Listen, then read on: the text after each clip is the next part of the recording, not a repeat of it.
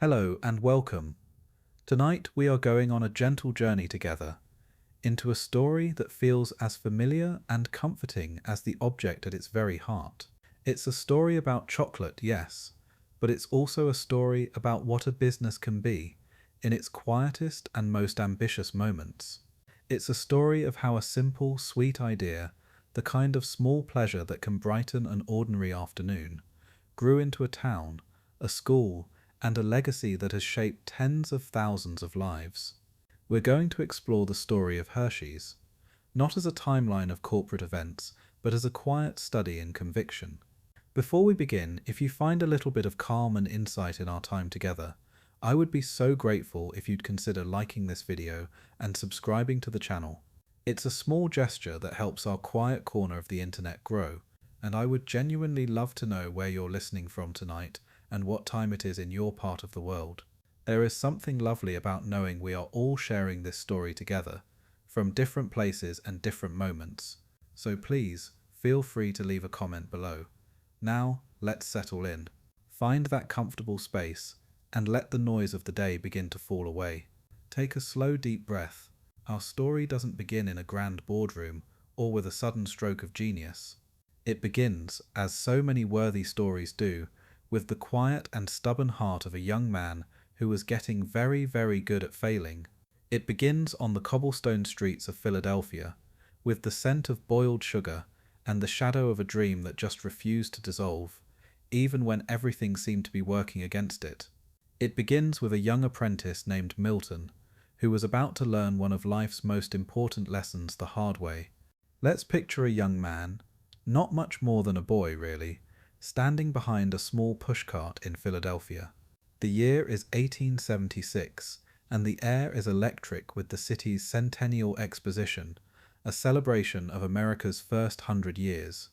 The young man is Milton Snavely Hershey, and he has just poured his entire inheritance, a small sum from his family, into his very first business, a confectionery shop. He works tirelessly, often sleeping under the counter of his small store, fueled by a potent mixture of sugar dust and youthful certainty.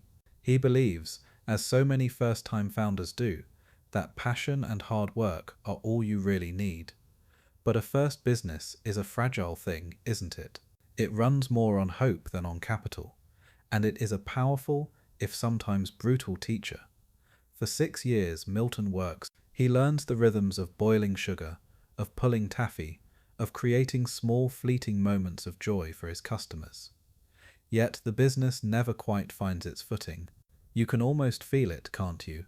That slow, quiet drain, the ledger book that never seems to balance, the growing realization that passion alone doesn't pay the suppliers, and hard work can't always outrun debt. Failure, when it finally came, wasn't a sudden crash. It was a slow fade to grey, the quiet closing of a door. He tried again. Drawn by the promise of a bigger stage, he moved to New York City in the early 1880s. You can imagine him there, a young man from rural Pennsylvania, trying to make his mark amidst the city's relentless pace. But the city is indifferent to dreams, especially when they are underfunded.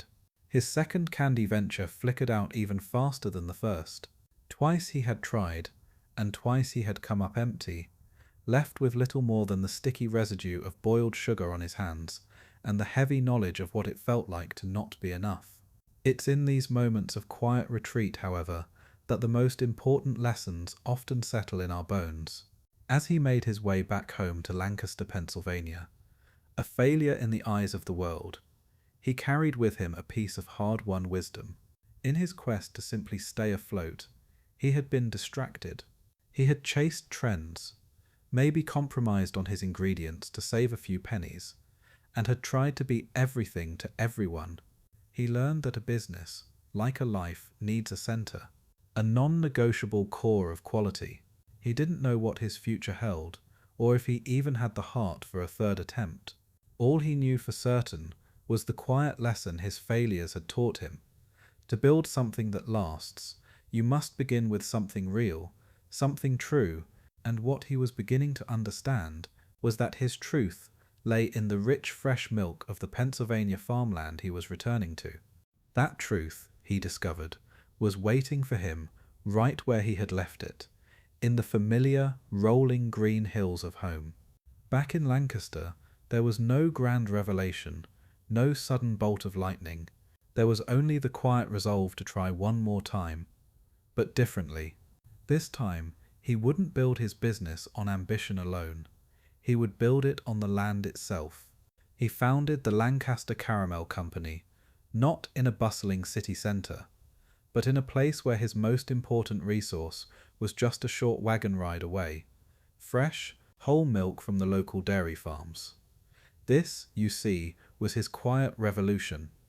In an era when most candies were hard, brittle things, made from sugar and water, Hershey had a different idea. He began adding fresh milk to his caramels. It was a simple tweak, but it changed everything.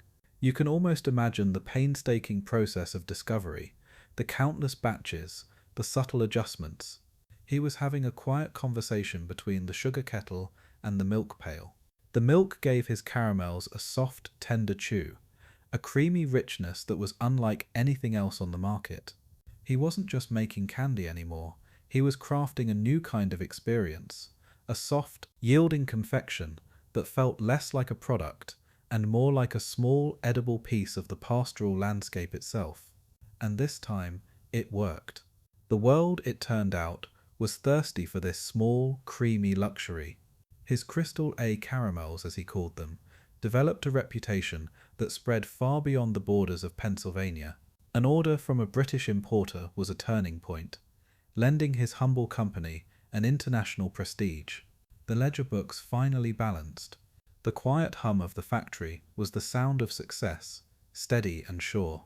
Milton Hershey was no longer the failed apprentice. He was the caramel king of Lancaster, a respected businessman who had finally, after so many false starts, found his comfortable and profitable place in the world. He had built a thriving, stable enterprise. He had a winning formula. By any measure, he had already made it. His story could have ended there, a satisfying tale of resilience rewarded. He was simply a successful caramel man, looking to grow his already prosperous business.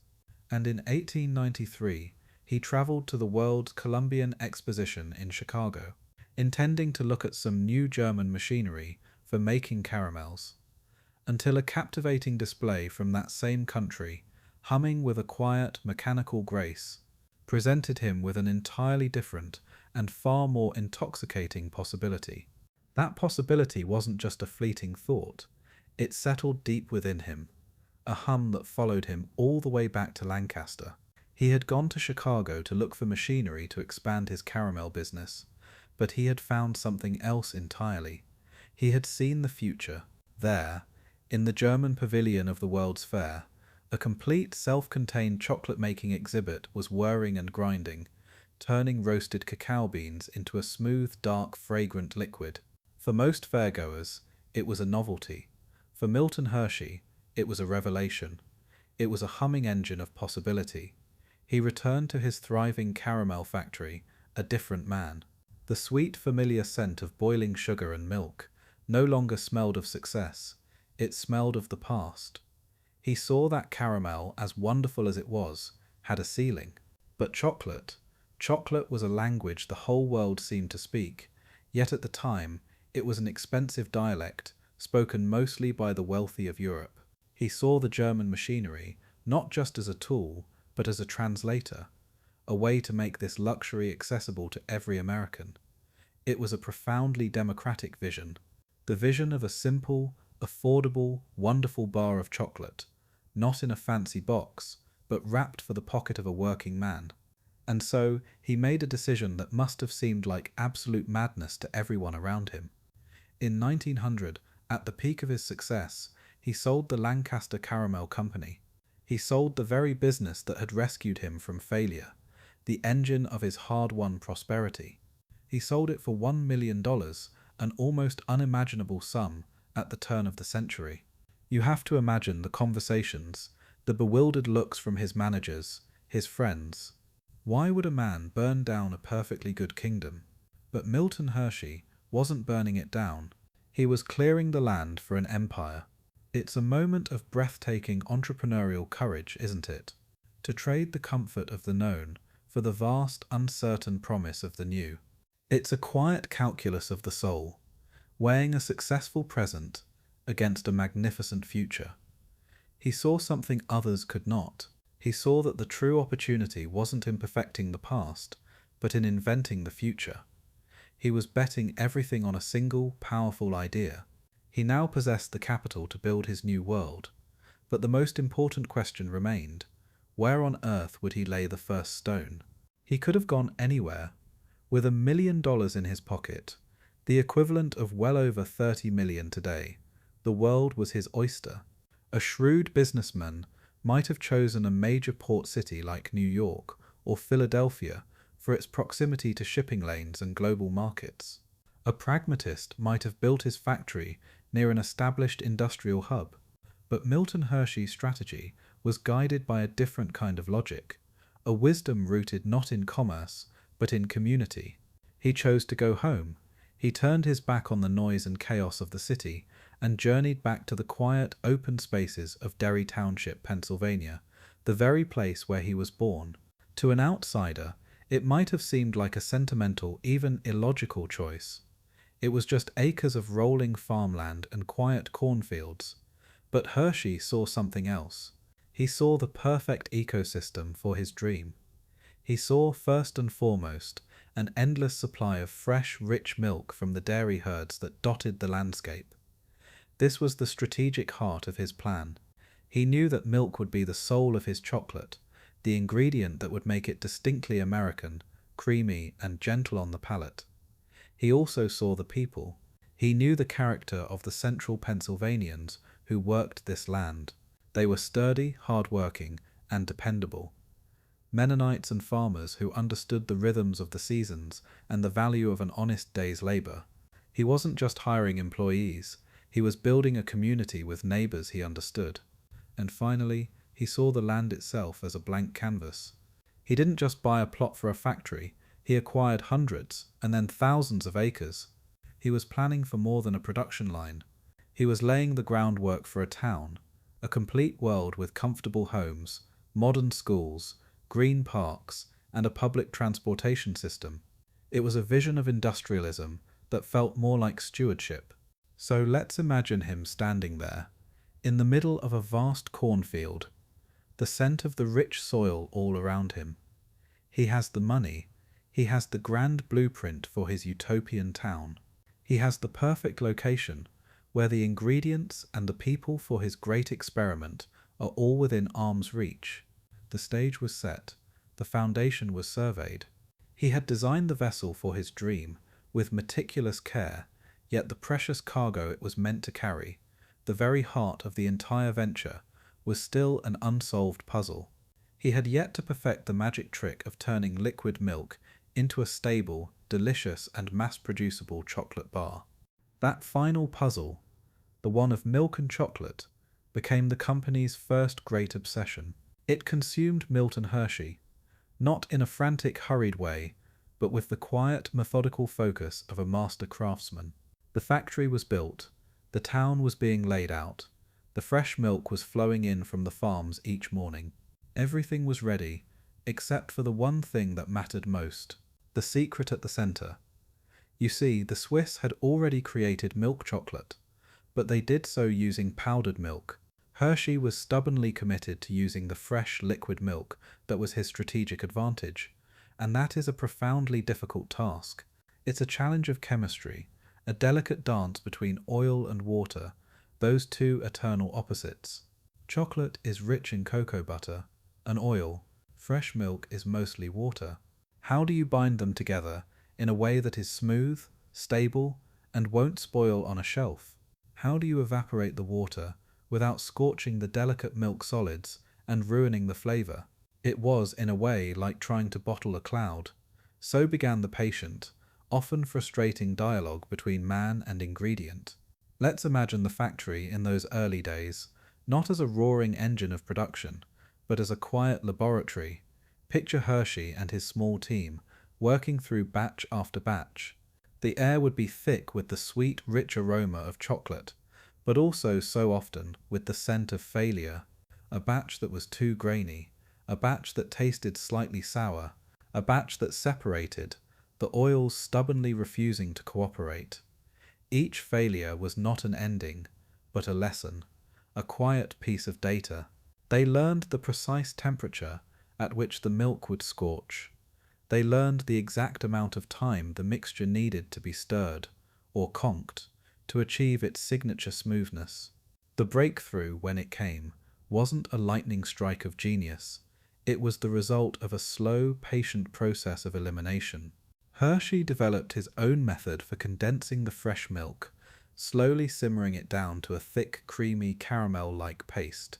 This paste, this milk crumb, was the key. It had the concentrated richness of milk, but the water had been gently coaxed out, allowing it to finally bind beautifully with the cocoa and sugar.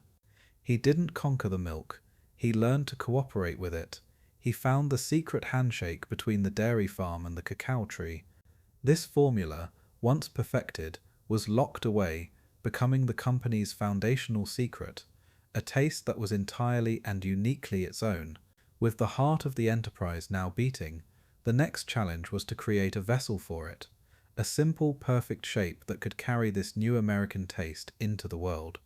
With the secret of the chocolate finally unlocked, a new question began to surface. A softer, more practical one. How do you share this creation with the world? Not just in a full bar, which was a commitment, but in a small, perfect bite. A single, affordable moment of sweetness. The answer, when it arrived in 1907, was one of the most elegant pieces of product design in history. It was a small, flat-bottomed, teardrop-shaped chocolate that felt just right when you held it in your palm. They called it the Hershey's Kiss. It's a lovely name, isn't it? Whispered to have come from the sound the machine made as it deposited the little dollop of chocolate onto the conveyor belt. But in the beginning, the genius of the product was almost undone by a very human problem: its packaging. For the first 14 years of its life, each little kiss was wrapped by hand. You can imagine the scene: long tables lined with workers, their fingers nimbly folding a small square of silver foil around each individual chocolate, one by one by one. It was a bottleneck, a human limitation standing in the way of a national phenomenon. For the kiss to truly fulfill its promise, it needed to be wrapped by a machine. So began the search for a mechanical solution, a machine that could perform this delicate, repetitive dance of foil and chocolate with a speed and precision that human hands simply could not match. And this machine, when it was finally perfected in 1921, did something else, something so brilliantly simple it borders on poetry. With each perfectly wrapped kiss, the machine inserted a tiny paper strip, a little flag that peeked out from the top of the foil. This paper plume, known internally as the niggly, was a masterstroke. On one level, it was a guarantee. It was the visible proof that this was a genuine Hershey's product, a mark of quality and authenticity. But on another, more human level, it was a handle. It was the perfect little tab to pull, making the unwrapping process a clean and satisfying ritual. It gave the product a personality, and so the Hershey's Kiss, born in 1907, became more than just a piece of candy. It became a piece of communication. It was a silver signal of affection, a tiny, affordable treasure that carried the company's name on a proud little paper banner.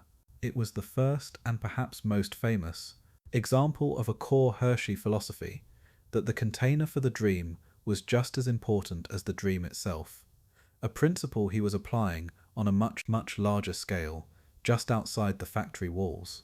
That very same principle, that the container for the dream was just as important as the dream itself, was being applied on a scale so grand it was almost hard to comprehend. Because just outside the factory walls, where the scent of chocolate hung in the air like a permanent gentle fog, Milton Hershey wasn't just building a company, he was building a world, he was building a town, and he was doing it with the same meticulous care he used to wrap a single kiss. This was not the grim grey company town of the industrial age, with its rows of joyless tenements. This was something else entirely. Let's drift through its streets for a moment. They weren't laid out in a harsh, efficient grid. They curved with the gentle contours of the land, and they were named not for presidents or generals, but for the exotic places where the cacao beans began their journey. Caracas, Java, Granada. The houses he built for his workers were not temporary shacks. They were sturdy brick homes with porches and gardens, sold to his employees at affordable prices. He believed in the quiet dignity of ownership. He built a magnificent public park, a community swimming pool that shimmered in the summer sun, a community center for gatherings, and even a state-of-the-art trolley system that connected it all, a gentle electric pulse for his growing town. This wasn't philanthropy in the way we often think of it, as a check written at arm's length. It was a deeply practical philosophy, woven into the very fabric of the business itself. Hershey had seen the strikes and labor unrest that plagued other industrial centers, the quiet resentment that festered in places where workers were treated as little more than cogs in a machine. His calculus was simple, yet profound. If you provide a good life, you will get good work. If you build a town where people can raise their families in comfort and safety, where their children have green spaces to play and good schools to attend, you cultivate something far more valuable than efficiency. You cultivate loyalty. It was an investment in human capital before the term even existed. He was building a place where people would want to stay, not just for a job, but for a life. A place where the success of the factory was felt directly in the quality of the main street, the beauty of the rose gardens, the laughter of children at the town pool. For all the life he was building, however, for all the families he was nurturing within his growing community, there was a quiet, empty space in his own home. He and his wife Kitty were unable to have children of their own, and this personal reality, this deep and quiet ache, would lead them to create a different kind of home, a different kind of family, one built not of brick and mortar, but on a promise designed to outlive them both. That quiet space in their lives, the one that children would have filled, became a different kind of garden. Milton and his wife Kitty faced a profound personal sadness. They had built a world of comfort and community, but their own home remained childless, and in the face of this quiet ache, they made a decision together that would echo for more than a century. A decision to become parents, not to one or two children, but to thousands they would never meet. If they could not build a family in the traditional sense, they would build a home, a sanctuary. In 1909, they quietly signed a document, a deed of trust, that formalized this radical act of love. They created the Hershey Industrial School, a home and an educational institution for orphaned boys. It was envisioned as a place that would give these children not just a roof over their heads, but what Milton called a real home, along with a practical education and a trade that would allow them to stand on their own 2 feet as adults. It was a promise of a future for those who had been born with very little. And how did they fund this incredible promise? This is the part of the story that still feels breathtaking in its scope. Milton and Kitty Hershey endowed the school with nearly their entire personal fortune. They didn't just write a check. They placed their controlling ownership stake in the Hershey Chocolate Company into the trust that would fund and operate the school in perpetuity. Think about that for a moment. The very engine of their wealth, the company he had built from nothing, was given away. Its primary purpose was no longer simply to generate profit for its owners, but to provide for the well-being of children. The company became the heart, and the school became its soul. The profits from every chocolate bar, every kiss, every sweet success would now flow directly into the care, housing, and education of the students. It was the ultimate alignment of purpose and profit. The business had to succeed, not for the sake of market share or shareholder dividends, but because children were depending on it. The success of the company was now inextricably linked to the flourishing of young lives. With this profound and permanent mission now enshrined at the very core of his enterprise, Milton Hershey could turn his full attention back to the factory floor, not as a man chasing wealth, but as a steward of a promise, ensuring the quality of every single chocolate that went out the door. With this sacred promise now at the very center of his world, the success of the chocolate company took on a different weight. It was no longer just a business, it was a trust, a vessel for the well-being of others. This new purpose gave Milton Hershey's famously exacting standards an even deeper resonance. The quality of the chocolate had to be perfect, not just for the customer, but for the children. And so, he became its most vigilant guardian, not from a distant office, but right there on the factory floor. Let's imagine a time when the company was growing rapidly. Demand was soaring, and the factory was pushing its limits to keep up. In the rush to increase output, a subtle drift began to happen. It was nothing catastrophic, nothing a customer would likely even write a letter about. Just a slight inconsistency, a batch of bars that lacked that signature, velvety smoothness, a hint of graininess on the tongue that only the most sensitive palate would detect. But it was a deviation from the soul of the product, and to Milton Hershey, it was a profound failure. He didn't discover this by reading a report from a quality control manager. He discovered it himself, likely by simply tasting the product, as he did every day. He could feel the small imperfection in an instant, and his response wasn't to issue a memo or call a stern meeting.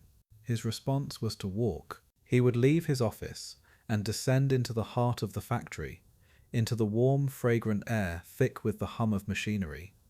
He walked not like a king surveying his domain, but like a craftsman inspecting his workshop. He would move with a quiet, focused purpose, his presence alone a signal that something needed his attention. He would watch the conking machines, those great slow agitators that kneaded the chocolate for hours to give it its perfect texture. He would talk to the foreman, not with accusation, but with quiet, probing questions. He would dip his finger into a vat of liquid chocolate, tasting it at the source. He wasn't there to assign blame. He was there to solve the puzzle. And what he often found was not malice or incompetence, but the subtle pressures of scale. A well-meaning foreman trying to shorten a conching cycle by just a few minutes to meet a quota, not understanding that those few minutes were the difference between good chocolate and Hershey's chocolate. His correction was just as quiet. A conversation, a gentle reminder of the standard, a physical resetting of the machine's timer. His message was clear, delivered not through volume, but through unwavering expectation. We will not compromise on this, ever. This quiet, constant, hands-on vigilance became the bedrock of the company's character, creating a culture where every worker understood their role not just as a job, but as a piece of a much larger promise. That quiet, constant presence on the factory floor did more than just ensure the quality of the chocolate. It cultivated something far deeper, something you could never write into a business plan or measure on a spreadsheet. It cultivated the soil of the company's culture. We talk a lot about corporate culture today, often as something to be designed and implemented like a piece of software. But in Hershey, Pennsylvania, the culture wasn't manufactured. It grew organically from the ground up, a direct and living consequence of the world Milton Hershey had built. It was a culture of profound, almost familial loyalty, because for the people who lived there, the company wasn't an abstract entity they worked for. It was the very ecosystem of their lives. Imagine for a moment the daily reality. You would wake up in a comfortable brick home that the company had helped you buy. You would walk your children to a modern, well-funded school built by the company. You might take an evening stroll through a beautiful park under the soft glow of street lamps, all provided by the company. And when you went to work each day, the scent of your labor, that warm chocolate aroma, literally hung in the air of your own town. You didn't just see your paycheck, you saw the fruits of your work all around you, in the bricks and mortar of the community center, in the laughter rising from the public pool. This created a bond that was deeper than a simple wage. It was a quiet, unwritten contract of mutual care. And because of this, it wasn't uncommon for jobs to be passed down from one generation to the next. A father would work his entire life on the factory floor and feel a deep sense of pride when his son or daughter took a place beside him. The work became an inheritance, not of wealth, but of stability, purpose, and belonging. It was a shared project, a collective effort to nurture the engine that nurtured their world. This immense loyalty was the company's secret strength, its quiet superpower. It created a workforce that was not just productive, but deeply invested, one that weathered small storms and production hiccups with a sense of shared responsibility. The town of Hershey, in these years, felt like a safe harbor, a self-contained world of gentle prosperity, insulated from the harsher realities of industrial life elsewhere. But the deep foundations of this unique and tightly woven community were about to be tested by a storm gathering on a distant horizon, a global crisis that would bring the world's mightiest economies to their knees. And that storm did arrive. It began as a distant tremor on the stock tickers in New York in the autumn of 1929, but it soon grew into the defining crisis of a generation, the Great Depression. As factories across the country fell silent and bread lines stretched for blocks in major cities, the standard business playbook had only one instruction: cut back, lay off workers, conserve cash, batten down the hatches, and pray for the storm to pass. This was the sensible, logical, and universally accepted course of action. And Milton Hershey, looking out over the town he had so carefully built, ignored it completely. He looked at the faces of his employees, the families in their brick homes, the children in his schools, and he saw not expenses to be cut, but a community to be protected. He understood a simple, profound truth. A town without work is a town without hope, and so, in the very heart of the nation's deepest economic despair, he began to build. He didn't just keep his current workers employed, he hired hundreds more, launching what became known as the Great Building Campaign. It was a breathtaking act of defiance against the gloom, a declaration of faith in the future while the present was crumbling. Let's imagine the sheer audacity of it. While other towns were contracting, Hershey was expanding. He commissioned the construction of a grand, Mediterranean-inspired hotel, the Hotel Hershey, perched on a hilltop overlooking the town like a beautiful, permanent promise of better days. He built a magnificent community center, a sprawling junior and senior high school, a world-class sports arena, and a stadium. These weren't frivolous luxuries, they were engines of employment. They were paychecks for stonemasons, carpenters, electricians, and laborers, money that flowed directly back into the town's grocery stores and small businesses, keeping the entire ecosystem alive. It was a strategy born not from an economic textbook, but from a deep sense of stewardship. He was turning his financial capital into human capital, investing his fortune not in the stock market, which had proven to be a phantom, but in the tangible well-being of his people. He was building a lighthouse in the middle of the storm, a beacon of activity and purpose. He wasn't just building structures of brick and stone, he was reinforcing the foundations of trust and resilience within his community, forging a collective strength that would soon be called upon for a purpose far beyond the borders of their quiet valley, in service of an entire nation facing a very different kind of war. The community had weathered the Great Depression, its spirit and its structures intact, a small island of stability in a sea of uncertainty. But as one storm began to recede, a far more ominous one was gathering across the seas. The world was sliding into the Second World War, and soon the call for service would reach the quiet valley of Hershey, Pennsylvania.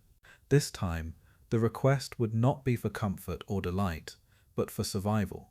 It came from the United States Army, and it presented a challenge that went against every instinct the company had ever cultivated. Imagine, if you will, a meeting not with a candy distributor, but with an army captain. The request is simple, yet incredibly complex.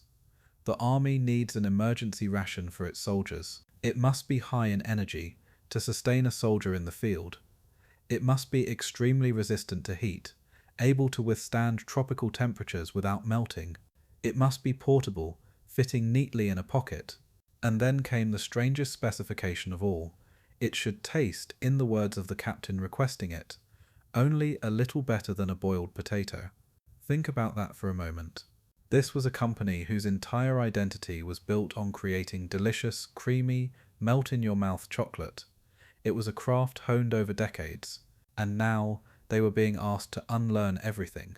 They were being asked to engineer the absence of delight. The reason was a piece of battlefield psychology. If the bar was too tasty, soldiers would snack on it casually. It needed to be just unappealing enough that they would save it for a true emergency, for that desperate moment when it could mean the difference between life and death. So Milton Hershey and his team went back to the laboratory, back to the conversation between ingredients. But this was a different dialogue. They weren't coaxing out flavor, they were suppressing it. They weren't aiming for a smooth texture. They were creating a dense, almost gummy paste of chocolate liquor, oat flour and vitamins designed to resist melting. Getting the mixture into the molds was a struggle. Getting it out was even harder. The result was the Ration D bar. It was a 4-ounce block of pure, unadulterated purpose. It was not a treat. It was a tool. The Hershey factory retooled, its focus shifting from civilian pleasure to military fuel. The company would go on to produce over 3 billion of these bars for the war effort, alongside another heat-resistant bar called the Tropical Bar. The familiar sweet scent of chocolate was now mingled with a sense of profound patriotic duty. The company, which had been born to bring a small sweet comfort to the public, had transformed. It had become a quiet, vital partner in the nation's defense, a confectioner that had learned to forge sustenance for soldiers on the front lines, a role that deepened its identity as a uniquely American institution, one built on a sense of family that extended far beyond its own walls. When the war was over and the world began to exhale, the Hershey factory gently returned to its original purpose. The machines that had been pressing out dense, purposeful Ration D bars were recalibrated for delight. The familiar, sweet scent of milk chocolate once again filled the valley, unburdened by the heavy weight of duty. The company, having proven its mettle as a national asset, now settled back into its role as a provider of simple, everyday joy. And it was in this post-war landscape, as the nation's appetite for comfort and sweetness grew, that the story of another local confectioner, a man whose life was deeply intertwined with Hershey's own, began to truly blossom. His name was Harry Burnett Reese, and he was, in every sense of the word, part of the Hershey family long before any official papers were ever signed. He had begun his career working on one of Milton Hershey's dairy farms. Later, he took a job in the chocolate factory itself, learning the rhythms of the machines and the chemistry of the ingredients firsthand. But like his mentor, he had a tinkerer's spirit and a quiet ambition of his own. In the 1920s, working from the basement of his home right there in Hershey, he began creating his own confections. You can almost picture it, can't you?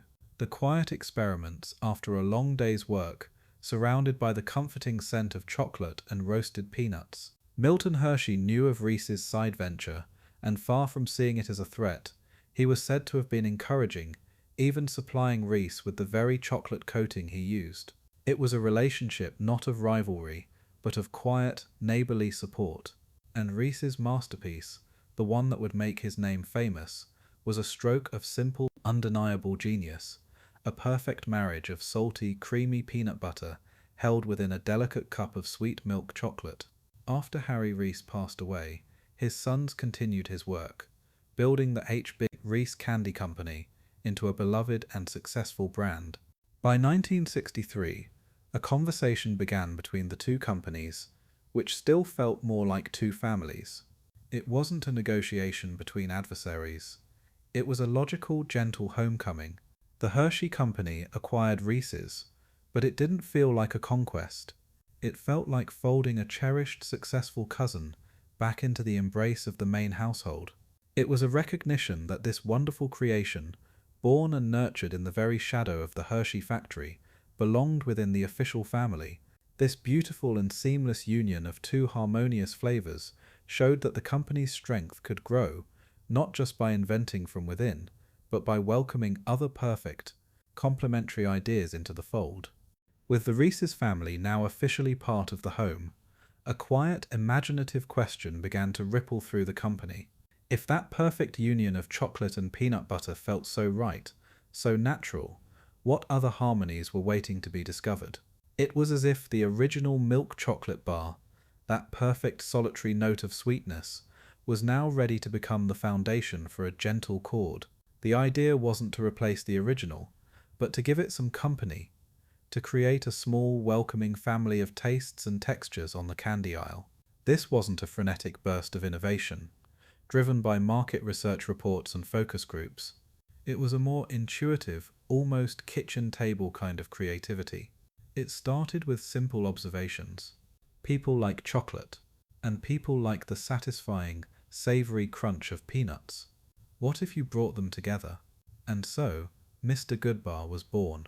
It was a humble, honest creation, a generous helping of whole roasted peanuts, tumbled together and suspended in that classic sweet milk chocolate. It wasn't fancy. It didn't try to be anything it wasn't. It was simply the Hershey's bar's new crunchy friend, offering a different kind of satisfaction, a more rugged texture, a hint of salt to balance the sweet. And then another voice joined the choir. What about a different kind of texture? Not the dense crunch of a peanut, but something lighter, something that crackled and crisped. The answer was crisped rice. Those tiny, airy little bubbles, when folded into the milk chocolate, created a whole new experience. They called it, quite simply, crackle. It was a bar that you didn't just taste, you heard it. It added a delightful auditory layer to the quiet pleasure of eating chocolate. Each bar, Mr. Goodbar and Crackle, was its own distinct personality, yet they were unmistakably part of the same family, sharing that same foundational DNA of creamy, comforting Hershey's chocolate. These weren't radical departures. They were gentle variations on a beloved theme, like finding new verses to a favorite folk song. They expanded the definition of what a Hershey's bar could be, making the brand's embrace just a little bit wider, offering a small, affordable choice for whatever mood might strike. It was a quiet expansion of the core promise, a simple, dependable pleasure for everyone. And while the family of products was growing more diverse and interesting inside the wrapper, the company was also perfecting a powerful and immersive way for people to experience the magic of its creation on the outside, a sensory journey that would become a cherished memory for generations of visitors. While the family of Hershey products was gently expanding on the shelves, the company was perfecting a different kind of offering, one that couldn't be wrapped in foil or sold in a store. It was an experience, an invitation to step inside the story itself. In an age when most industrial operations were hidden behind high fences and closed doors, Milton Hershey had a strikingly different philosophy. He believed that the process of making his chocolate wasn't a secret to be guarded, but a wonder to be shared. And so, he opened the doors of his factory and invited the world in. The original Hershey's factory tour was not a simulation or a ride. It was a real, working tour. And the journey began not at the door, but a block away, where the air itself began to change. You smelled it first, that warm, sweet, all-encompassing scent of roasting cocoa and warm milk, a fragrant promise of what was to come. It was a form of marketing so powerful, it bypassed the brain and went straight to the heart. Once inside, you walked alongside the actual process, a witness to the magic. You saw the mountains of cacao beans, heard the rumble of the roasters, watched the rivers of liquid chocolate flowing through pipes, and stood mesmerized by the rhythmic dance of the machines wrapping thousands of kisses in their silver foil. It was a work of profound genius because it never felt like marketing. It felt like being welcomed into a magician's workshop. It built a level of trust and affection that no advertisement could ever hope to achieve. You saw the cleanliness, the care, the sheer joyful industry of it all. It turned customers into pilgrims and pilgrims into lifelong advocates. It became a cherished memory, a rite of passage for millions of families who would make the trip to this sweet-smelling valley in Pennsylvania. The tour embedded the brand not just in the nation's sweet tooth, but in its collective memory. Over the years, as the factory grew more complex and demand for the tour became overwhelming, the experience had to evolve.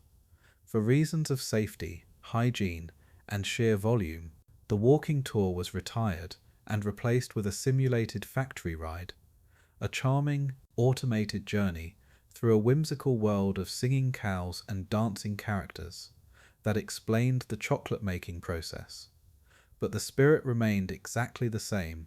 The magic was preserved, made even more accessible, and at the end, the ritual was always complete, a free, fresh sample of Hershey's chocolate. It was the perfect conclusion to the story, a small, tangible piece of the magic to take with you. This immersive experience cemented Hershey's identity as more than a company. It was a destination, a magical heartland. And with such a strong magnetic center, the company could finally, confidently, begin to carry its unique identity far beyond the familiar fields of Pennsylvania. For decades, the town of Hershey, Pennsylvania, had been the entire world. It was a self-contained universe, a place where the gravitational pull of the founder's vision and the factory's warm, sweet scent held everything in a perfect orbit. The culture had grown up like an old-growth forest, nurtured by the unique soil of that one specific valley. But a forest that healthy is destined to spread its seeds, and in the 1960s, for the first time, the company began to look seriously beyond its own familiar horizon. It was a move born of confidence, a quiet understanding that the heart of the company was strong enough to beat in more than one place. The first seed was planted just across the border. In 1963, in the small town of Smiths Falls, Ontario, Canada, the very first Hershey's factory outside of the United States opened its doors. You can imagine the careful deliberation. They chose it for the same reasons Milton Hershey had chosen Derry Township all those years ago. A plentiful supply of fresh milk and water, a dedicated workforce, and a location that made good simple sense. But now, they were guests in another country, bringing their uniquely American creation to a new home. 2 years later, in 1965, another seed was planted, this time on the opposite side of the continent, in the sun-drenched landscape of Oakdale, California. It was a quiet, steady, and logical expansion, but it raised a profound and gentle question, a challenge that went far beyond logistics and supply chains. You can build a replica of a factory anywhere. You can install the same conching machines, ship in the same cacao beans, and follow the same treasured recipe. But how do you replicate a soul? How do you transplant a culture that was so deeply, inextricably tied to one man and the town he built in his own image? In Smiths Falls and Oakdale, there was no Hotel Hershey on the hill, no Hershey Park just down the road, no Milton Hershey School, whose mission pulsed at the very center of the town's existence. There was no living memory of the founder walking the floors. You couldn't just tell new employees stories. You had to somehow build that same sense of belonging, that same quiet contract of mutual care, from the ground up in soil that had never known the Hershey story. This was a new and delicate kind of work. It was the beginning of a long journey to understand what the Hershey culture truly was. Stripped of its original magical container, the company was now forced to look inward, to define the essence of its character, now that its guiding force was no longer a man, but a memory and a powerful, ever-present trust. Milton Hershey. The man was gone. He passed away in 1945, leaving behind the town, the company, and the school he had poured his life into. For decades, the guiding force of the company had been a single, living person. You could ask him what he thought. You could watch him walk the floor. You could feel his presence. But now, that presence was gone. In its place was an institution, the Milton Hershey School Trust. The guiding star was no longer a single point of light, but a constellation of principles written down in a formal charter. This created a fascinating and unique corporate structure, a delicate and continuous dance between two powerful and sometimes opposing worlds. On one hand, the Hershey Company was a modern public corporation. It had to compete in the marketplace. It had to think about profit margins, supply chains, and shareholder value. It had to speak the practical, demanding language of business, a language of growth and efficiency. This was the world of the head, the logical, calculating mind needed to navigate a complex global economy. But on the other hand, The company's majority owner, its ultimate authority, was the trust. And the trust had only one mission: the care and education of children. It did not speak the language of quarterly earnings. It spoke the language of stewardship, of legacy, of a promise made a century ago. It was the company's heart, its permanent, unwavering soul. So imagine, if you will, the leaders of the Hershey Company in the decades that followed. They were the caretakers of this incredible living entity. They had to make the business thrive, to ensure it was profitable and strong. But their success was not measured in personal wealth or stock options alone. Their ultimate key performance indicator was the well-being of the school. They served two masters, the demands of the market and the mandate of the founder. And this duality, this constant quiet dialogue between the head and the heart, became the company's secret ballast. It forced a long-term perspective.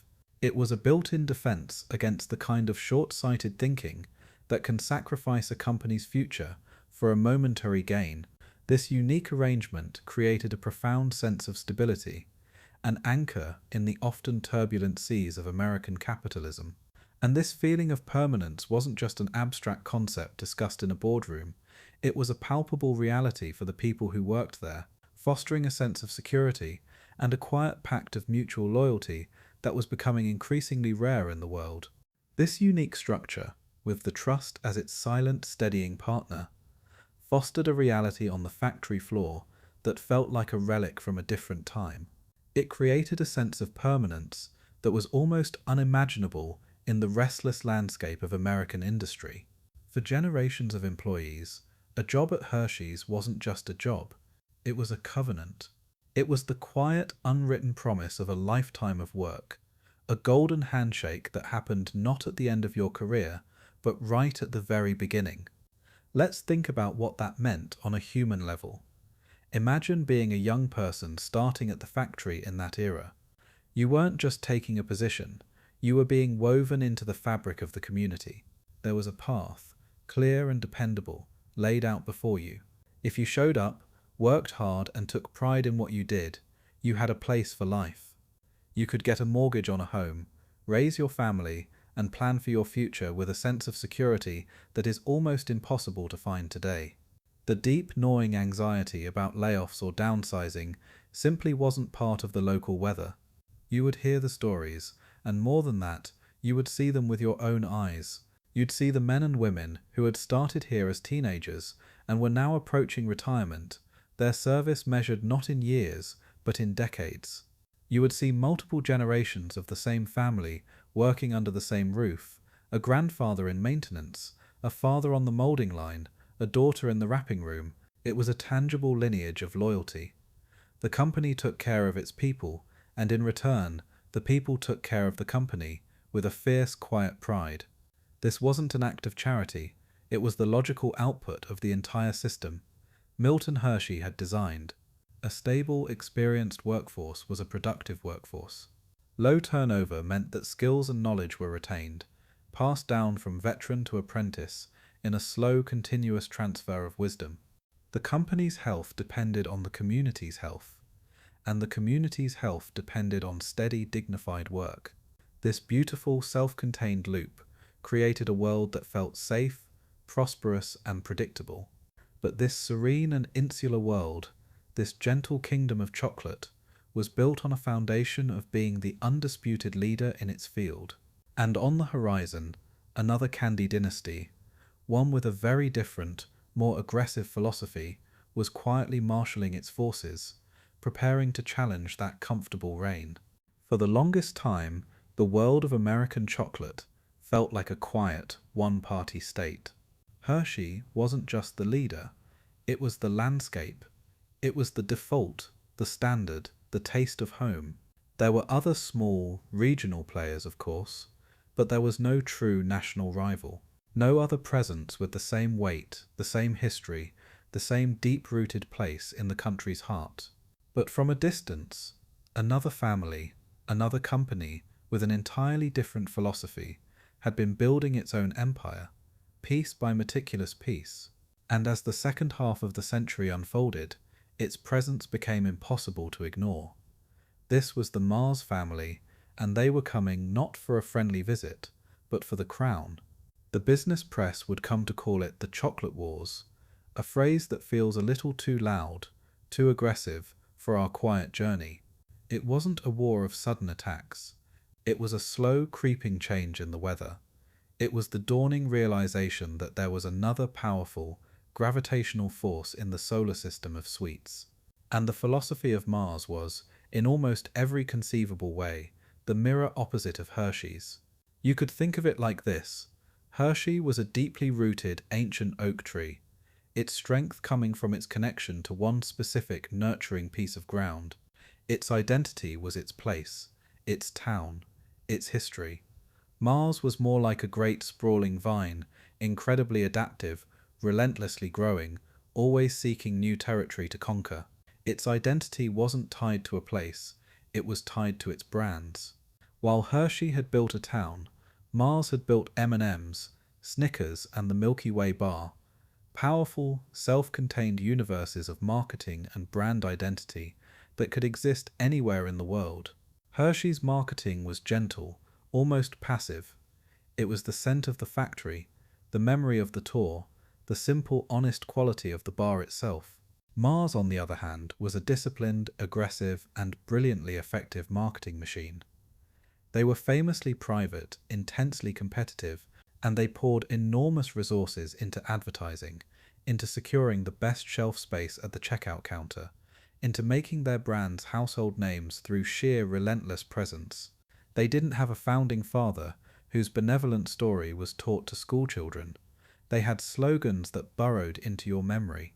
This new dynamic was a quiet shock to the system for the company in its sweet Pennsylvania Valley. It was no longer enough to simply be, it was no longer enough to make a good product and trust that people would find it.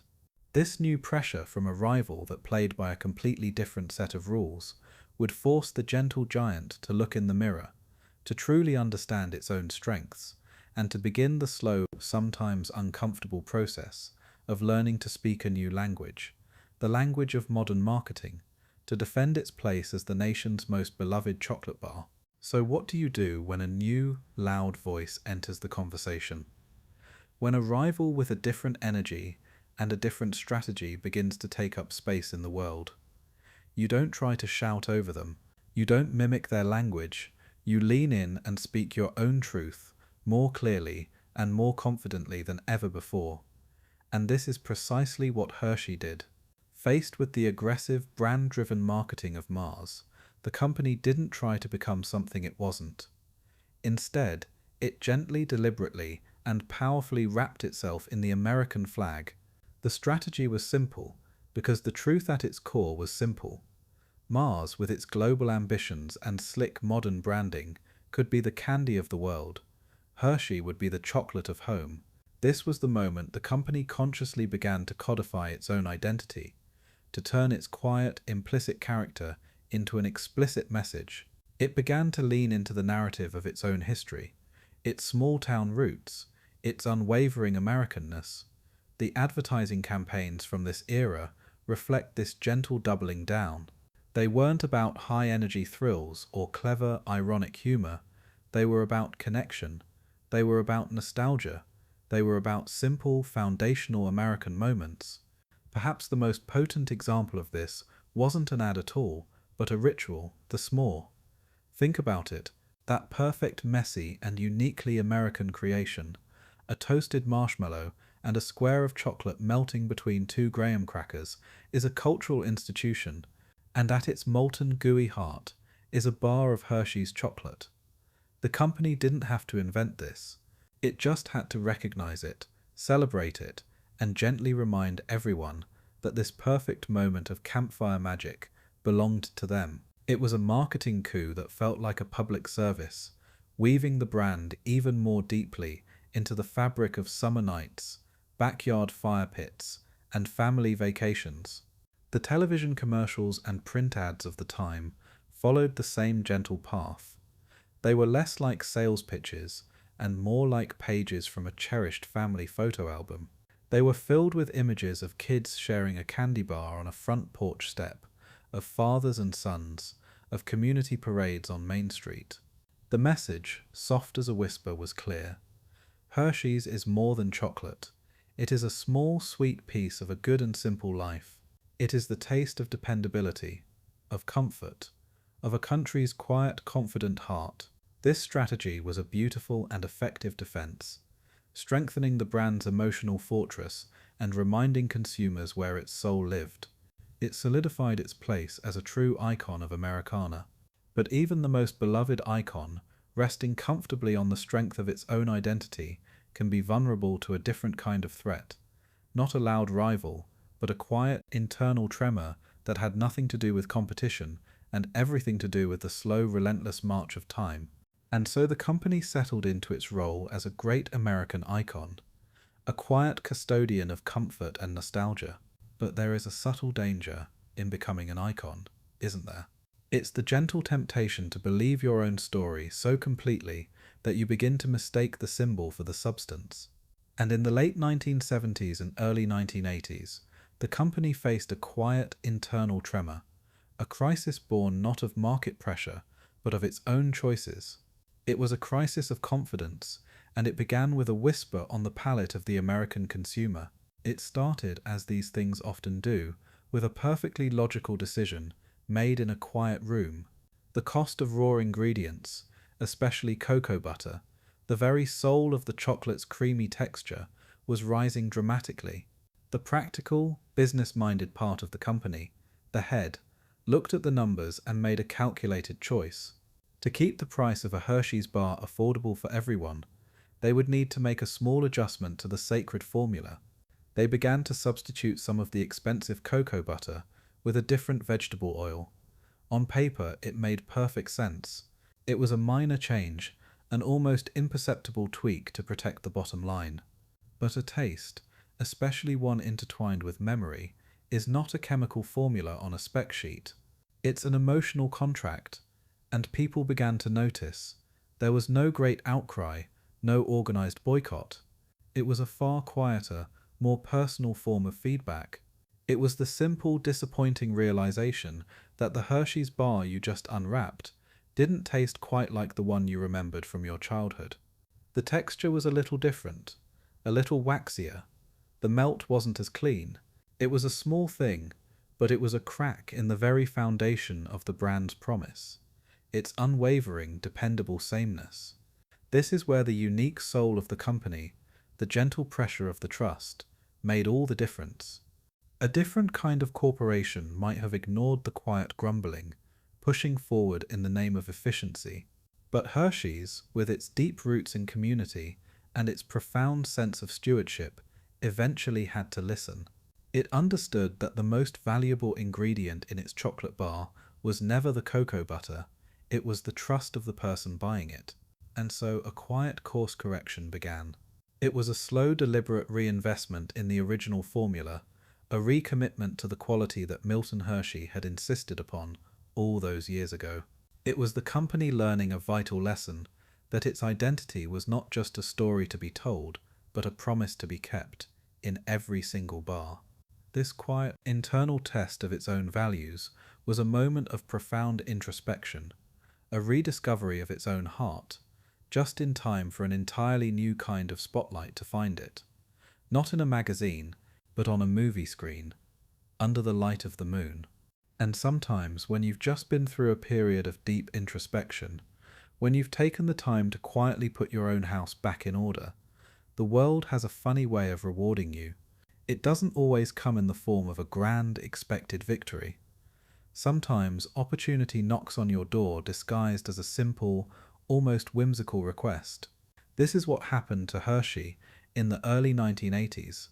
A telephone rang, and on the other end of the line was a story about a little boy and a gentle, lost alien with a glowing heart. The filmmaker was, of course, Steven Spielberg, and his movie was E.T. the Extraterrestrial. He had a scene in mind, a pivotal, gentle moment where the lonely boy, Elliot, would try to coax the shy alien out of the woods and into his home. He wanted to use a trail of candy as a path of trust. His first thought, the logical one, was for M&Ms. They were small, colourful and iconic. So his team approached the Mars Company. It's one of those moments that, in the grand unfolding story of business, makes you smile and shake your head just a little. For reasons that are still the stuff of corporate legend. Perhaps a simple lack of vision, or a cautious reluctance to associate their brand with an unknown alien entity. The decision was made to politely decline, so the film's producers moved on to their second choice. They called Hershey's. And the product they were interested in was not the flagship chocolate bar or the famous Kiss. It was a quieter member of the family, a supporting player. Really, Reese's Pieces. Those small peanut butter-filled candies in their shells of orange, yellow, and brown. There was no long drawn-out process of market research or demographic analysis. There was just a conversation, a sharing of a story, and a quiet, intuitive decision to say yes. The company agreed to a $1 million promotional deal, and in doing so, stepped into a cinematic fairy tale. We can all see the scene in our mind's eye, can't we? That patient, hopeful trail of candy, dropped one by one, leading the creature with the soulful eyes toward friendship. The movie, as we all know, became more than a hit. It became a cultural touchstone, a global phenomenon that captured the heart of a generation. And overnight, Reese's Pieces, a candy that had enjoyed only modest success, became a superstar. Sales exploded, jumping by more than 65% in the weeks after the movie's release. It became one of the first and most breathtakingly successful examples of modern product placement in history. It was a beautiful, almost accidental triumph. It wasn't the result of an aggressive marketing strategy, but of a gentle and open-handed yes. It was a lesson in how the greatest opportunities can come from the most unexpected places. But this monumental success had an interesting side effect. It infused the company with a new, potent sense of confidence, a feeling that perhaps its magic touch could extend far beyond the familiar world of sweets into entirely new and different realms. That sweet, starlit success of Reese's Pieces felt like a revelation.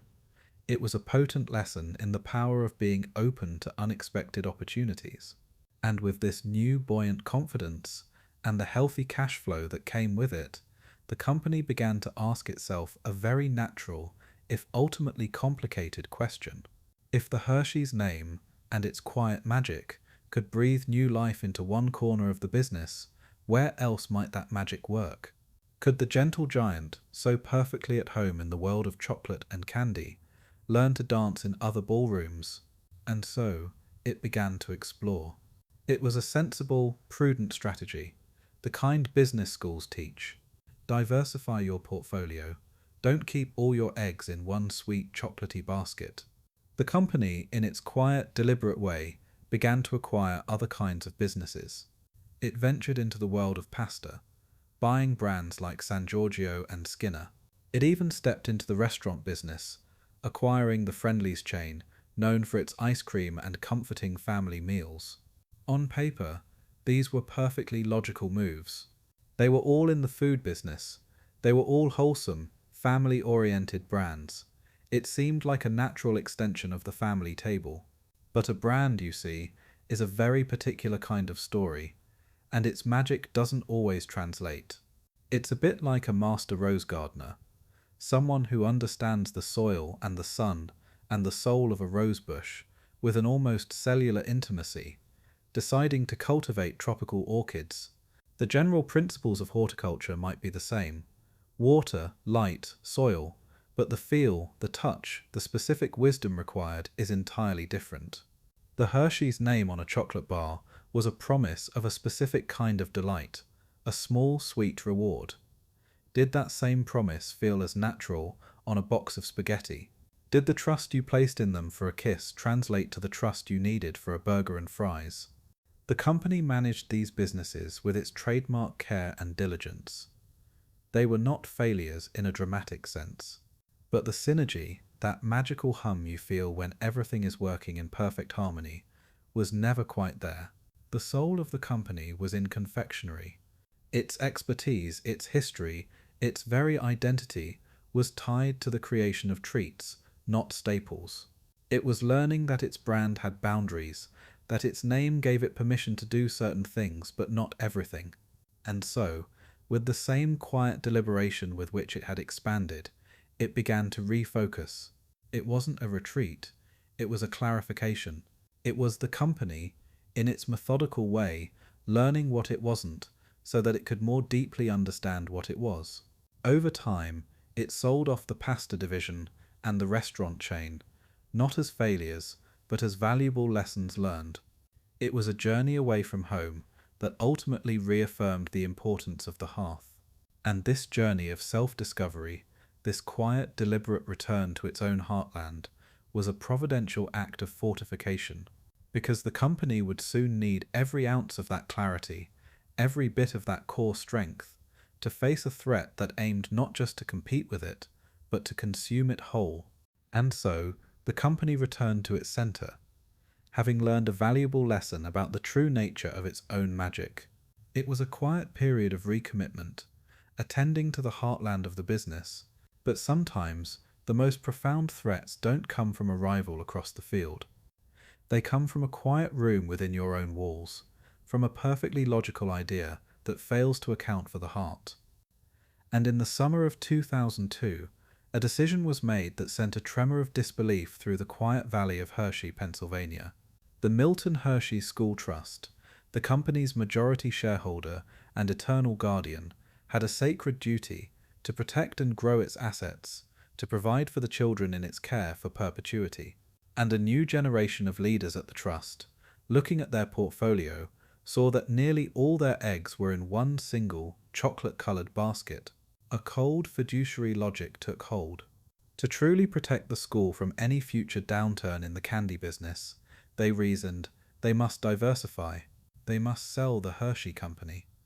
Imagine, if you will, the stillness of that moment. The very institution created to be the ultimate protector of Milton Hershey's legacy was now proposing to sell it to the highest bidder.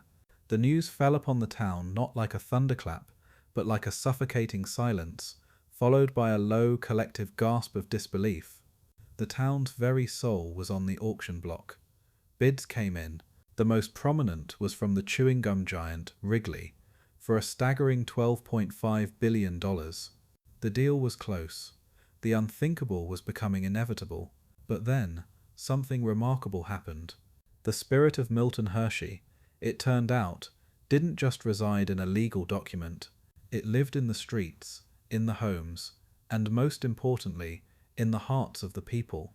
First came the whispers, then the conversations on front porches, then the signs. Little chocolate brown and silver signs began to sprout on lawns all across town, with a simple, powerful message: our town is not for sale. Then came the voices. Factory workers, townspeople, and local leaders organized rallies, their faces a mixture of fear, sorrow, and resolute defiance. The state's attorney general intervened, questioning if the sale violated the founder's original intent. And then the most powerful voice of all joined the chorus.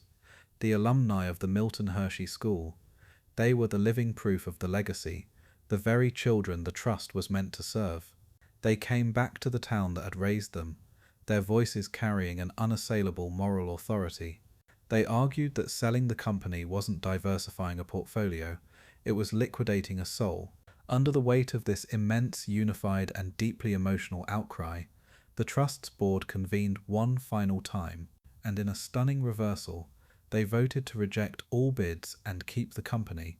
The town had stared into the abyss, and had, through a quiet rebellion of the heart, pulled itself back. The company had been saved by the very community it was created to serve, forcing a period of profound reckoning about what it truly meant to grow and thrive. The victory was sweet, but it left a profound and unsettling silence in its wake. The town, the company, and the trust had come together to save a legacy, but the battle itself had revealed a deep vulnerability. The celebration felt less like an endpoint and more like a quiet, collective question hanging in the Pennsylvania air. Now what? The logic that had prompted the near sale, however flawed in its execution, was not entirely wrong. To rely so completely on the fortunes of a single company, in a single industry, was indeed a risk for the long-term health of the school's endowment. The answer, therefore, could not be to simply go back to the way things were. The company had to change, not by being sold, but by becoming a better version of itself. What followed was not a loud, dramatic corporate shake-up, but a period of deep and quiet reckoning. It was as if the company, having survived a near-fatal illness, was now committing to a new, healthier way of life. A new captain was brought to the helm, an outsider with deep experience in the modern, fast-paced world of consumer goods, who understood that nostalgia alone was not a business strategy. The task was impossibly delicate. How do you modernize a living museum? How do you introduce the rigorous discipline of a 21st century company without fracturing the gentle, family-like soul that had just proven to be its greatest strength? The strategy that emerged was a beautiful and clarifying return to the center. The company would stop looking for its future in pasta or restaurants. It would find its future right where it had always been, in the heart of confectionery. The plan was to double down on being the best, most innovative, and most efficient chocolate and snack company in the world. It was a gentle pruning of the business, a difficult but necessary process of shedding the branches that were not thriving in order to send more energy to the core trunk and roots.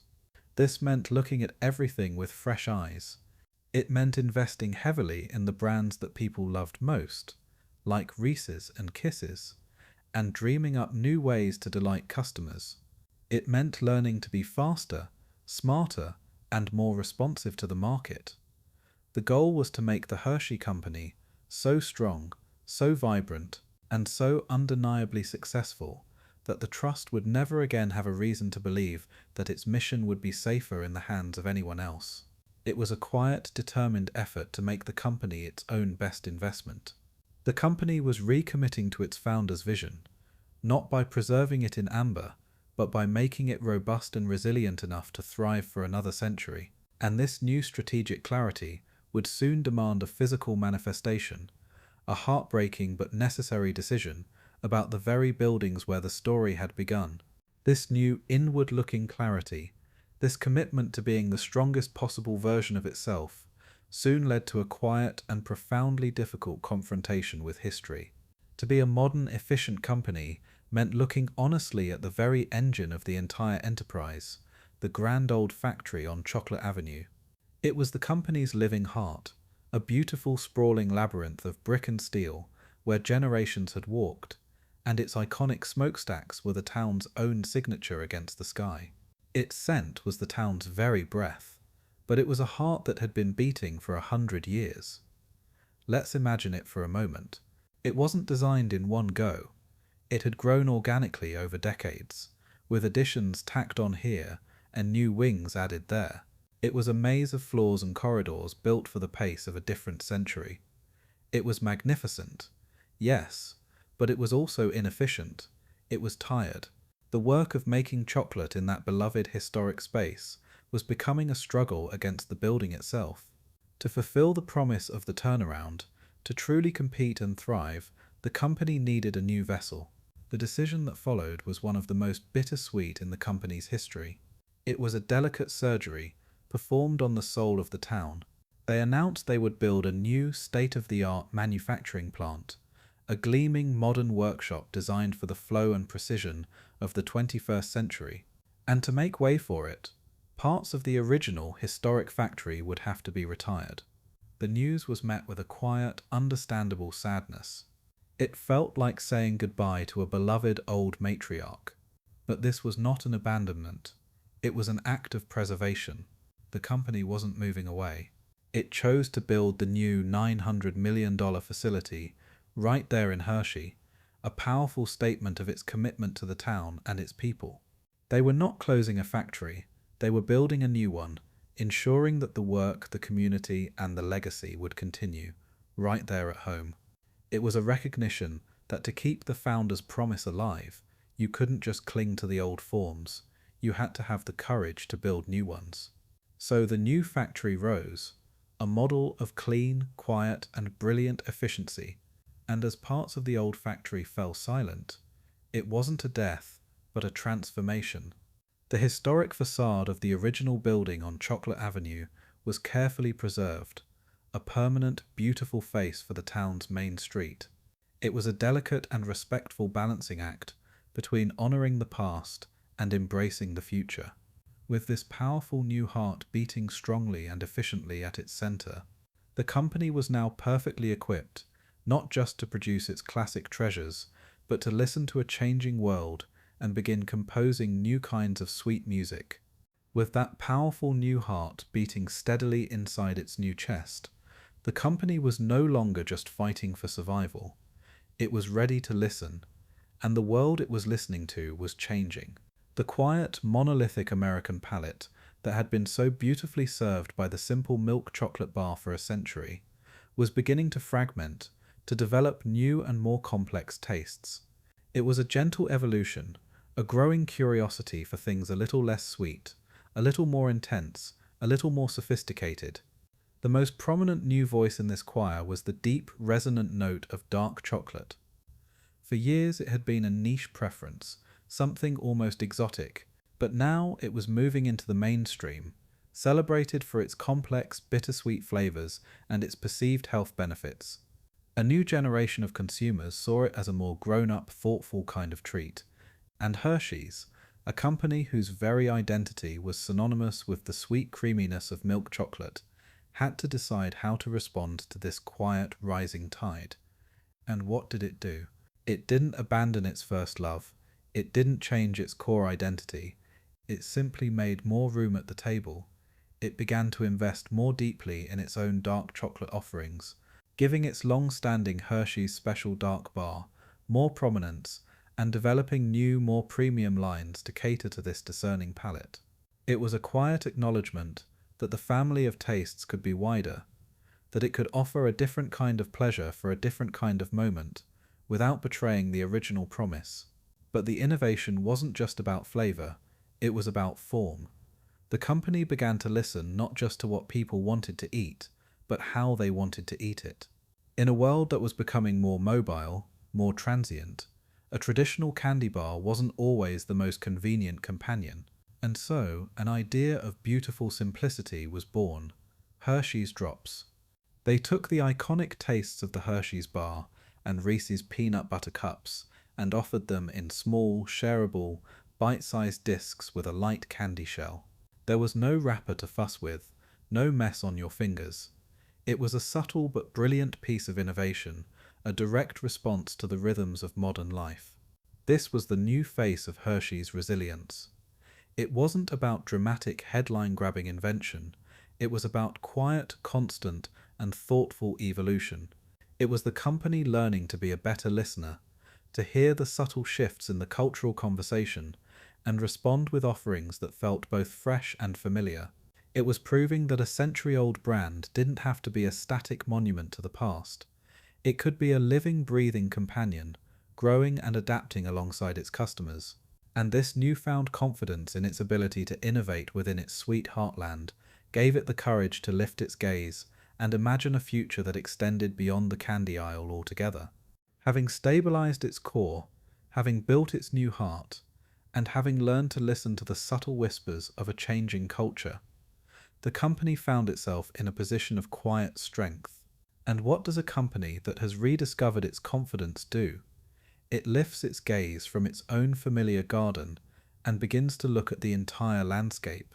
It began to listen differently, not just for new flavors of chocolate, but for the changing rhythms of American life. And it noticed something profound. The very idea of a treat, that small, bright moment in an otherwise ordinary day, was expanding. For 100 years, that moment had been defined by sweetness. A candy bar after lunch, a handful of kisses after dinner. But life was getting faster, more fragmented. A treat could now be a savory handful of something in the car between meetings. It could be a protein-rich bite after a workout. The human need for a simple, accessible moment of pleasure or fuel remained the same, but the forms it took were changing. And so the company began to gently ask itself a question that would have once seemed like heresy. What if Hershey's could be more than chocolate? This wasn't the same kind of diversification it had tried before with pasta and restaurants. This was different. This was about staying true to the soul of its business, providing simple, beloved, accessible snacks, but expanding the definition of what a snack could be. It was about seeing the spirit of Milton Hershey's original vision, not as a recipe for chocolate, but as a philosophy of accessible pleasure. He took a luxury chocolate and made it for everyone. What were the beloved snacks of today that could fit into that same philosophy? The answer came first in the form of popcorn. The company acquired Amplify Snack Brands, the parent company of Skinny Pop, and if you think about it, it's a stroke of quiet genius. What is Skinny Pop? It's popcorn, sunflower oil, and salt. It is a product of radical, honest simplicity. It is, in its own way, as pure and elemental as the original Hershey's milk chocolate bar. It's a clean, satisfying, and deeply familiar pleasure. And then it reached further into the world of protein snacks, with the acquisition of Crave Jerky. It was a different kind of snack for a different kind of need, more about fuel and sustenance, but it shared that same commitment to quality ingredients and a more modern, thoughtful approach. Slowly, deliberately, the company was transforming itself. It was evolving from a chocolate company into a snacking powerhouse. It wasn't abandoning its home. It was simply building a bigger pantry, one that had room for the salty and the savory right alongside the sweet. And as its pantry grew wider, filled with snacks from different fields and different farms, the company was also called to look deeper, to reconsider the very first step in its oldest story, the soil from which the cacao bean itself is born. As the company's pantry grew wider, filled with snacks from different corners of the food world, a quiet, profound reckoning was also taking place. It was a journey back to the very beginning of the story, back to the source, back to a single, humble bean, the cacao bean. For more than a century, the company's identity had been built upon the foundation of its relationship with the dairy farmers of Pennsylvania. That was a relationship of neighbors, a handshake across a local fence. But in a modern, globalized world, the company was being called to look at another community, one much farther away, a community of farmers who cultivated the soil from which its most essential ingredient grew. This is a difficult mirror for any chocolate company to look into, isn't it? The journey of a cacao bean is a long and winding one, often beginning in places of deep poverty, in remote villages in West Africa or Latin America. The reality of that world is a complex tapestry of hardship, where challenges like child labor and deforestation are woven into the very fabric of the local economies. It's not a simple problem with a simple villain. It is the result of 1,000 different pressures, a system that has been in place for generations. To truly be a company worthy of its founder's name, Hershey's understood that it could no longer be a passive participant in this story. It had to become an active, responsible partner, and so it embarked on its most ambitious community-building project since the town of Hershey itself. It's called Cocoa for Good, a quiet $100 million commitment to the people and places at the very start of the supply chain. This isn't a simple charity. It's a long-term strategy, a slow and patient investment in the soil and the seed. The work is ground level. It's about helping farmers learn sustainable agricultural techniques so they can increase their yields and earn a better living from their land. It's about working with communities to eliminate the practice of child labor, not just through rules, but by addressing the poverty that makes it necessary. It's about protecting the forests and promoting biodiversity. It's slow, often frustrating, and deeply unglamorous work. It doesn't produce flashy headlines. It's the work of nurturing, of listening, of building trust. One farmer, one village at a time. It is, in its own way, the spirit of Milton Hershey being translated into a new language for a new century. He saw the well-being of the Pennsylvania dairy farmer as essential to the quality of his chocolate. The company now sees the well-being of the West African cocoa farmer as essential to the integrity of its soul. It is a quiet, difficult, and profoundly necessary journey, an attempt to ensure that the pleasure of a simple treat in one part of the world doesn't come at the cost of hardship in another. And this deep sense of responsibility, this connection to both its past and its future, is a story that now has to be told not just in physical places, but around the new glowing campfires of our modern world. And so, the company continues its quiet, steady work, both in the world and within itself. But how do you tell a story like this today? How do you share a legacy that is so deeply rooted in the physical, tangible world, in the scent of a factory, the layout of a town, the feel of a real place with a new generation that lives so much of its life in the shimmering, placeless world of the digital? This is the gentle challenge that Hershey's, like so many legacy brands, now faces. How do you translate the magic of a real-world experience onto a screen? You do it, it turns out, by understanding what the magic was really about in the first place. The power of the factory tour was never just about seeing machines. It was about sharing a sense of wonder. The power of the town was never just about the brick houses and green parks.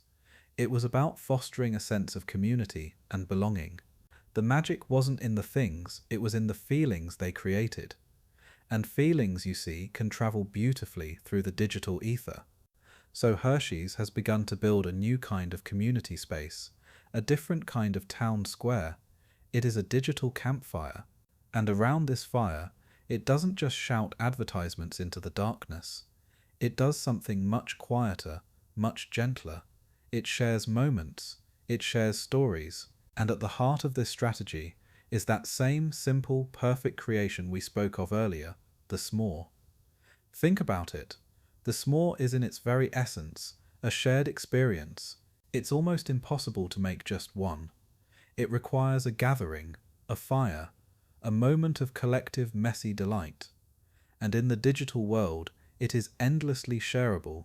A photo of a child's sticky, joyful face, illuminated by the glow of a bonfire. A video of a perfectly toasted marshmallow melting a square of Hershey's chocolate. These are not advertisements for a product. They are small digital artifacts of real-world connection. When you look at Hershey's presence in this new world, you see a gentle hand. You see recipes for holiday baking, craft ideas for families, and beautiful pictures, not just of their products, but of the moments their products help create. They are using these new tools not to sell, but to enable. They are quietly reminding us of the simple, universal pleasures that connect us. They are fostering a community built not on a shared geography, but on a shared feeling of warmth and togetherness. It is the same work Milton Hershey began a century ago, translated for a new age, and for all the sweet moments the company creates, both in the real world and around our digital campfires. The founder's truest and most lasting fortune is measured in something else entirely. For all the work the company does, for all the s'mores shared around digital campfires, and all the new snacks finding their way into our lives, there is another legacy, a quieter, more profound fortune that has been growing steadily in the background of our entire story. To truly understand the heart of Hershey's, we have to step away from the world of commerce for a moment and pay a quiet visit to the founder's true and most enduring creation. Let's imagine we are taking a walk across the sprawling campus of what is now known as the Milton Hershey School. This is not the small, humble industrial school for orphans that he and Kitty first endowed. It has grown into a universe of hope. Today, it is a private, cost-free home and school for over 2,000 children from families of low income and social need. The campus is vast, with manicured lawns, state-of-the-art classrooms, comfortable student homes, and a quiet, purposeful hum of activity. It is a place where a child who has known chaos finds routine, and where a child who has known scarcity finds abundance, not just in food and shelter, but in opportunity and care, from medical services to counseling to college scholarships. This, you see, is the true fortune. It's not the billions in revenue or the global brand recognition. Milton Hershey's real bottom line isn't measured in dollars, it's measured in futures. It is measured in the tens of thousands of lives that have been transformed by this place, in the cycles of poverty broken, in the potential unlocked. This is the living, breathing, thriving forest, grown from that single quiet seed of an idea he and Kitty planted over a century ago.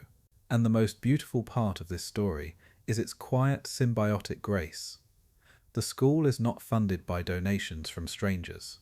It is funded by us, in the most gentle and unassuming way.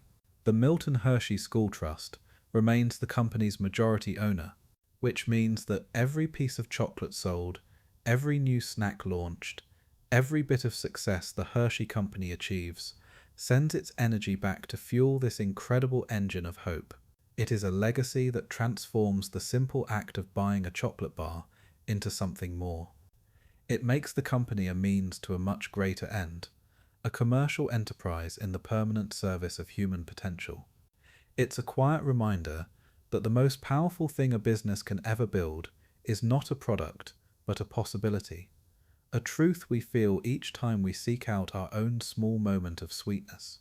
And so, after all this history, after the quiet failures and the caramel triumphs, after the building of a town and the endowment of a school, after the chocolate wars and the boardroom battles, where does the Hershey's story live now?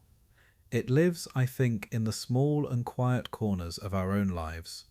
It lives in the moments between the moments, as a small, accessible piece of comfort and connection. It lives in the sound of a silver foil being unwrapped, that tiny, distinctive crinkle that promises a familiar sweetness. It's in the quiet, satisfying snap of a cold chocolate bar, broken into squares to be shared, or savoured slowly, one piece at a time. It is the simple, unassuming reward we give ourselves at the end of a long day, a small, edible piece of quiet to smooth out the rough edges. It's the consolation prize for a difficult conversation, or the first thing a child seeks out after a scraped knee, a sweet and gentle balm. For many of us, it's a taste that is woven into the very fabric of our memories. It's the key ingredient in the grandmother's cake recipe, the one that's been passed down on a stained and faded index card. It's the heart of the s'more, that brief and perfect moment of campfire alchemy. It's the pocket-sized fuel for a long hike, or the simple currency of a small kindness, a kiss left on a co-worker's desk with a quiet note of thanks. It's the familiar brown bag of Reese's cups that's always present on a family road trip.